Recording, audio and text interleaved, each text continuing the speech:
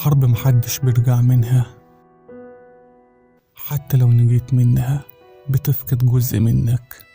أنا كنت عبارة عن آلة قتال بيحركها أشخاص قاعدين في مكاتبهم وحواليهم كل ملذات الحياة، كان كل همهم تعزيز منصبهم. شفت زمايلي بيموتوا قدام عينيا، ما كنتش ضامن أعيش ثانية واحدة لقدام، لكن كان من نصيبي إن أفضل عايش. ورجعت من الحرب بس جزء مني مات فيها.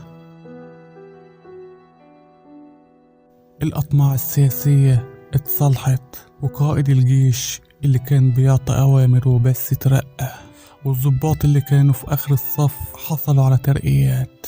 أما الجنود منهم اللي مات واتنسى، ومنهم اللي رجع لعيلته بس راح جزء من جسمه، ايد او رجل او عين، ومنهم اللي مش عارف يرجع طبيعي تاني.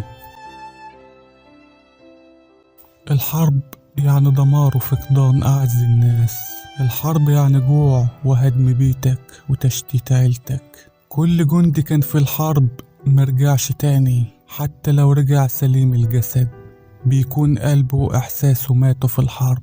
الحرب يعني انهيار الاقتصاد، الحرب يعني فقدان كل النعم اللي حواليك دلوقت. لكل الناس اللي عايزة الحرب العالمية التالتة تقوم، لو أمنيتكم اتحققت هتتمنوا تعيشوا يوم واحد زي ده.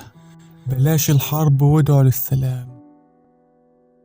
تم إنتاج هذا العمل من قناة المحتوى التابعة لإستوديو محرم برو.